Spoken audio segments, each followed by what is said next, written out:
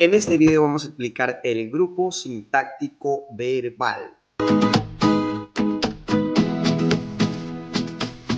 El grupo sintáctico verbal es aquel que tiene un verbo como núcleo, el mismo que puede ser, o el mismo verbo que puede estar en una forma simple, es decir, un solo verbo.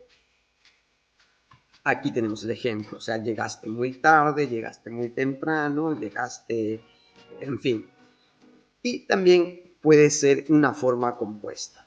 Si notamos, aquí está el verbo conjugado, en el caso del verbo simple, y lo que tenemos a continuación, pues se forma un grupo verbal. Todo esto se forma un grupo verbal.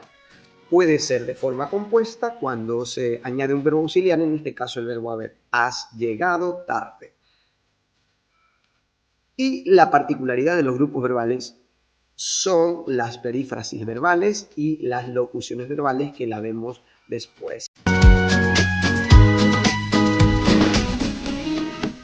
Vamos ahora a ver las locuciones verbales y las perífrasis verbales. Primero tenemos que saber de qué se tratan las locuciones verbales para poder establecer la diferencia entre una y otra. Bueno, una locución verbal es un conjunto de palabras de diverso tipo que sirve para nombrar una acción.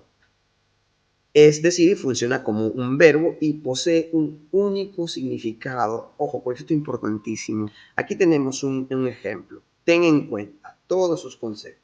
Si le cambiamos este verbo, el verbo a esta construcción, a esta locución verbal, pues cambiamos el significado. Es difícil cambiar en todo caso el significado. Podemos sustituirlo por un verbo, como veremos después, pero no podemos cambiar. Lucas habla hasta por los codos. No puedo decir habla hasta por los pies, porque cambiaría el significado.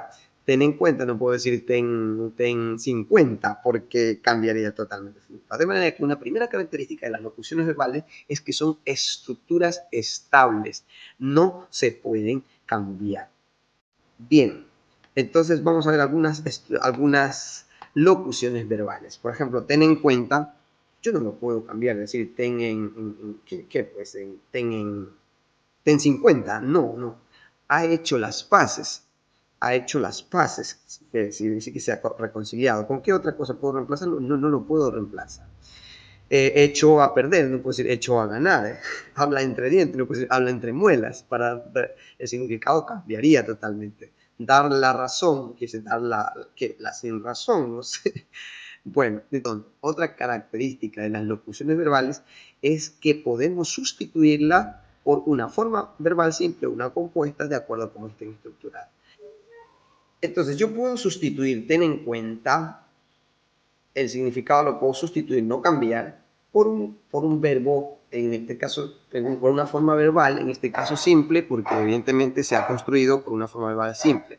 Ten en cuenta, quiere decir que atiende lo que se está diciendo. Ha hecho las paces, que se ha reconciliado, echó a perder, que estropeó, y habla entre dientes, que susurra o murmura. Dar la razón, es decir, que se apoya. Insisto, no se puede cambiar la estructura. ¿Qué pasa con las perífrasis verbales? Bueno, vamos a ver qué son las perífrasis verbales para poder establecer su diferencia. Bueno, una perífrasis verbal es una combinación de dos o más formas verbales que funcionan como un solo predicado. Veamos algunas perífrasis verbales y vamos a darnos cuenta cuál sería la diferencia entre uno y otro. Aquí tenemos, por ejemplo, has de llegar puntual. Esta es una perífrasis verbal. Has de llegar. Bien, en este caso, el verbo menos importante, en esta oración, la acción es de llegar, no es de has. Por lo tanto, el verbo más importante en una perífrasis verbal es el segundo verbo, digamos. El uno es apoyo, pero es auxiliar del otro.